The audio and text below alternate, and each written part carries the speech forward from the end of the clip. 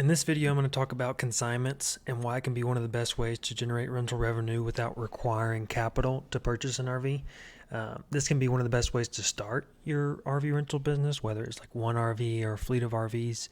I remember after the first RV I bought personally to rent out, I started with consignments to build my fleet. I started reaching out to people and seeing if they would allow that. And that's how I started my business, and it's a great way to not have a bunch of debt right off the bat, see if it's something you want to do, see how the market is in your area, and also create income for your consignment owner. So one thing to note is with consignments, you will be doing more work than if you were buying the RV. So that's something you need to think about before you start doing consignments. And what I mean by that is when you take on a consigned RV or an owner that has an RV and you're renting it out for them, you are now serving the renters, but you're also serving the consignment owner. So making sure you're paying them, making sure you're staying in touch with them, making sure you're keeping well documented expenses and spreadsheets with their income and expense, and any major expenses that come up, talking to them about that and making sure it's okay to do that, especially if it's something in the thousands of dollars that isn't covered by a renter, which we can talk about in other videos on how to make sure all damages or repairs are covered by renters. But that'll be in another video. So first thing is be upfront with your expectations and your requirements of the consignment owner. So just be upfront with them. When you're talking to them about this program, if you're new to this, say you're new, and that'll open up a lot of questions they may have. If you have numbers you can give the consignment owner, that's great. So if you've been doing this for a few months with other RVs and you can kind of show them, hey, this is what we expect to get with yours, that's great. But I always shoot for lower, and then if it's better, that's great. Never overshoot your projections.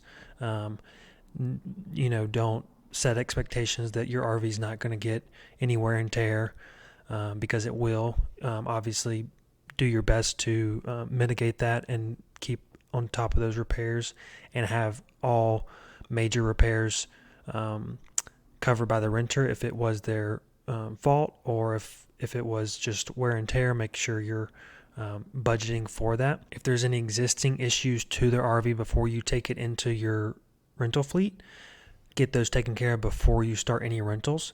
You want to make sure you get a full inspection done on their RV.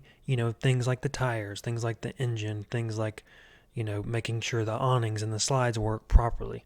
The last thing you want is for the first rental to be plagued with problems because you didn't take care of that at the get-go, and then the first few rentals, it's just not a great relationship with the consignment owner, you and your renters, and the checkbook. So make sure if there's any issues prior to bringing them on, you get those taken care of. And if the consignment owner doesn't want to take care of those, then that's a great signal to not work with them, to be honest. So be honest and make sure you get those taken care of beforehand. And then if you find out you're a good fit with the consignment owner and yourself, and they're looking to make the numbers you project, a contract should be written up and should be signed. It doesn't have to be a crazy one, but I would consider checking in with a local lawyer or making sure all your T's are crossed and your I's are dotted, because you want to make sure that everyone's on the same page. That's mainly what my contract is for.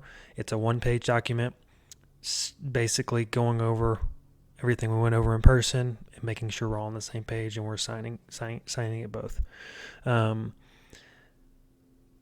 Taxes, so that's still a thing. So obviously you want to make sure you pay rental tax and all that good stuff, and make sure any laws in your state for tax are taken care of. So make sure you're looking into that. Every state is different.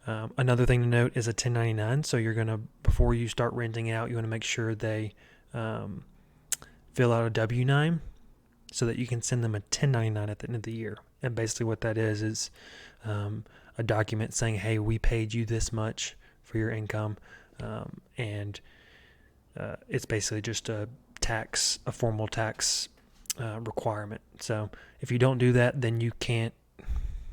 Bookkeeping for you will be more complicated. So make sure you get them to fill out a W-9, and it's a simple form with just their information. So there's a lot more I could go over on this topic. These are just a few things. Hope it helps. Let me know if you have any other videos you'd like me to go over or topics or whatever in the comments, and see you next time. Bye.